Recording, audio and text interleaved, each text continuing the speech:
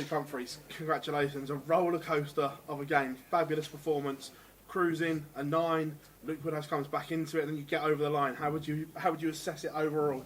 Yeah, I'd assess it as a great game of darts, to be fair. You know, the 9 dart was obviously fantastic and I was in that flow state the first 2 sets, and you know, I was quite happy there was a break after it because your adrenaline's so high, you just need 5 minutes to calm yourself down a little bit, and I don't think I was calm, to be honest, that first set. I was trying my best to relax myself, but you know, you feel a little bit uptight. You kind of just done something great. It's not easy to do. So obviously, when I lost it, you're thinking probably relaxed me. Losing that third set probably relaxed me a little bit, and then win the fourth. And you know, it's a good situation to be in. But I don't think the next 2 sets I lost was because I dwindled too much. It was more that he showed a lot of bottle to come back and play really good. So it was, to me, it was just a great game of darts. I don't know what the end statistics were, but it doesn't always make great statistics to make it a good game. I just thought it was a great one to be a part of, and obviously happy I won it. Many people have threatened the 9, but you're the first one to hit the 9 on the new board as well. Does that make it extra special? Yeah, it does, of course. You know, so many opportunities this week, to be fair, so many people, and they couldn't do it, and I'm like, well, I'll be the one to do it, you know what I mean? Like, but, you know, when you've hit the 2 180s, it's kind of like, it's a 1 in 10 shot, really, and most of the time it don't go, and sometimes it does, but of course, for me, for the sponsor, it's always great to be the first one to hit it on the new board, and you know, it felt like it was going to go. So the triple 20, the triple 19, and double 12, it felt natural. So, you know, for me, the great thing is that's 3 9 darts, another 12 months, so maybe I can keep going it a few more in the future. In fact, you've got a 9 with the new flights and every setup. Yeah. In your head now, is that now perfect? Well, it's more to do with the fact that I can't just have one bad game and go, let's change back because they ain't working. Because I showed 2 games now that I can actually show good scoring, good finishing, and show bottle at the end of the game like I did there. You know, that 54 was always really tough to hit. You know, no matter what tournament it is, if it's a Players' Championships or you know, World Final, to take out that 54 in the last leg decider, and I've done it under the most real pressurised circumstances. Yeah, I can't look back at them darts now and go, they can't work. So yeah, this is just a small change, but I'm going to keep changing and trying to find anything that can make me even better than I was yesterday and today. You know, I'm always searching. So, but I feel content with them. Congratulations, man. Thank you. Well done, Luke.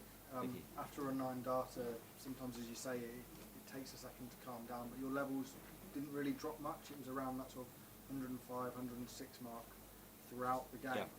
Were you pleased with how you were able to sort of keep that consistency after the 9 darter? Yeah, honestly, I think the third set was probably the only one that I kind of maybe had a little bit of a lull in it, but you kind of expect it sometimes. I mean, the break was perfect timing because you know, let the crowd enjoy the moment for a bit. They can have 5 minutes of really enjoying the 9, and then you can have 5 minutes to calm yourself down a little bit.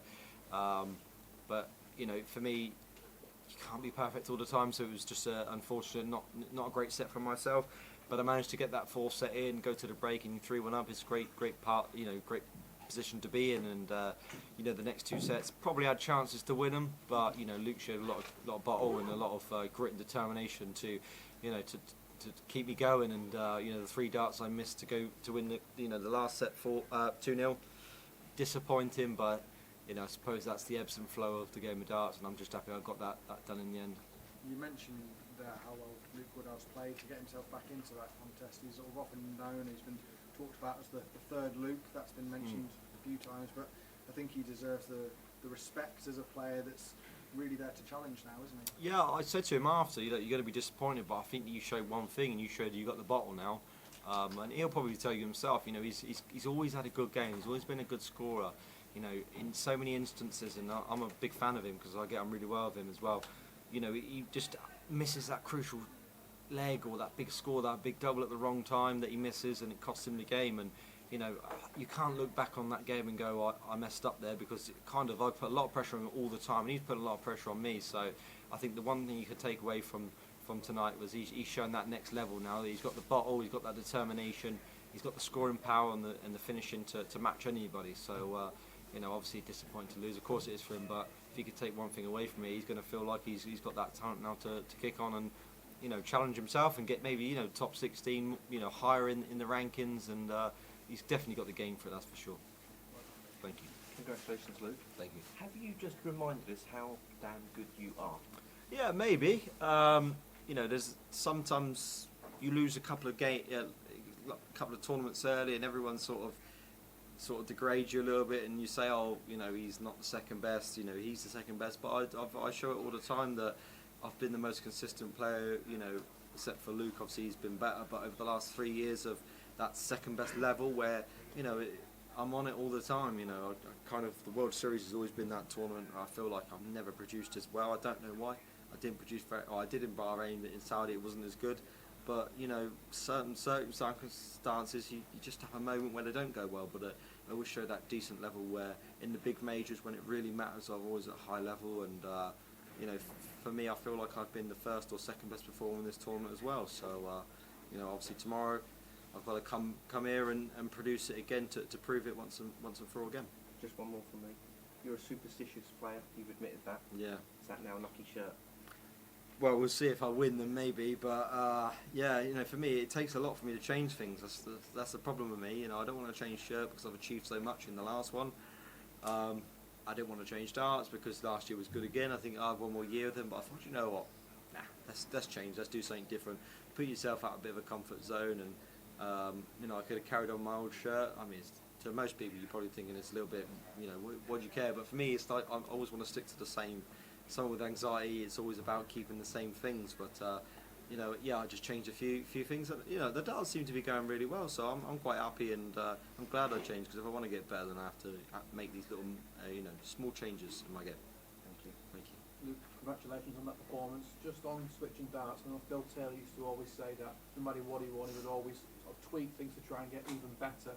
Well, was that in your mind, and how tough was it to put the set of darts down that have been so successful and go in a different direction? Yeah, I mean, for me, obviously, most players, when they tweak something, they change the whole barrel shape, the whole flight system and stuff like that. I've not changed too much. You know, the points are a little bit longer, the flights are a completely different, you know, feeling, and they're the same design, but they're a different flight. And the barrels are, you know, a completely brand new one. So for me, that's a big deal for someone like me. But unless I want to get better, I have to do these things. You know, it's always great, you know, feeling content and enjoying, you know, being the second best player, and you know, you're earning a good living. But do you want to win more and more? And of course I do. So yeah, I'm just trying to increment little changes, and I'm still working on a new barrel to take me to the next level. So I'm always trying to better myself, and you know, these ones are doing great, but there might be another extra mil on another point that can make me even better. So I'll keep trying. In that final leg, you hit a really clutch 180, and there's been a lot of clutch moments throughout your career. Those big shots and those pressure moments, is that something that you can learn, or is it just something that you have that bottle within? You learn and you have it. I think, you know, I've had many experiences where I've done it before, and I've had many experiences where I've not done it before and I've folded. You know, that's just the normal sort of thing of a human being. You know, you can't be perfect all the time. You can't be ice cold all the time. You know, like, you look back through my career, you know, I've had many moments where I've folded in that last leg because you feel the pressure, and then sometimes you feel that little bit of experience in you that can capitalise on a certain moment. And tonight I showed the experience, but there was a rubbish score in there. So you know, it's hard. The pressure's on you. You feel it, but you can still throw good darts through it. And I did in the right moments. You know, that 180, like I said earlier, it was bigger than the 9 dart, to be fair. You said that in the past you have folded in some moments. Is that the old Luke Humphries, or is there any moments now where you think, actually, I did fold in that moment? No, I'm talking like 10 years ago, 5 years ago, 2 years ago, 6 months ago. I'll never not. You know, it's not like I fold. It's more you have experiences in life where the pressure gets to you more than the other time. You know, tonight the pressure didn't get to me too much. Tomorrow it could do. You just don't know. You know, pressure's a weird thing. You know, one minute it can affect you, the next it don't. It all depends on the moment. So for me, it didn't happen tonight. I didn't feel like I was going to fold. But you know, there's certain moments where you feel that pressure more than others. So you know, it's always great when it doesn't you know, hurt you as much. Well Last played. one or two, please, guys. Congratulations, Luke. In terms of the drama, the 9 darter and the high scoring, is that one of the greatest games you've been involved in? Well, it's up there. I still stand by the game with Joe Cullen was, you know, for me in the World Championships will always stay with me as you know, of course, if you lose it, I probably wouldn't be saying it, but winning that game is the best game that I've ever been a part of, the most dramatised game I've been a part of, and it, you know, without that game I wouldn't have been world champion. So for me, that'll always stay at the top. But you know, that one will definitely be up there as one of them games where, you know, you remember it for a bit of time, and you know, if you go on and win the trophy, then you definitely remember it even more. You know, because you ebbed and flowed. And look, for the fans, it's always great to watch them sort of things. So yeah, I enjoyed it. I enjoyed it because I won. If you lose it, it's a bit disappointing. But yeah, it's a perfect night, and it 9 darter, really close game, winning the last leg decider. Gives you a good bit of confidence. And it's usually a family affair for you here. Will you be bringing your partner and your son tomorrow? No, unfortunately not. Yeah, no, they're at home. He's got school on Monday, so it's a little bit harder when you're, a little bit further away now. Wolverhampton and stuff like that, unless it's a little bit closer. But yeah, I still got my mum and dad here, and my uncle, and my auntie's been, and our workmate Pip, he always comes as well. So yeah, got plenty of support. Obviously, my family at home supporting me in the back, but it's maybe if I make the fun, who knows? They might try and pop up, see if they can. Well done. That's one. It felt at times that a ton might not be enough during that game. Do you think there'll be a point where a 100 average might be a par score in the PDC? Maybe, who knows? I think there's been a few instances this year where 100 average isn't enough, and that will continue. But it's not nothing to do with that. It's more to do with the standards just getting better, and usually 100 averages are more in the lat stages when the top players really kick in. But nowadays you got people hitting them in first rounds and stuff. So yeah, it's one of them things. The standard gets better, and the 100 averages are just a normal thing nowadays. It's 110 averages that mean more now.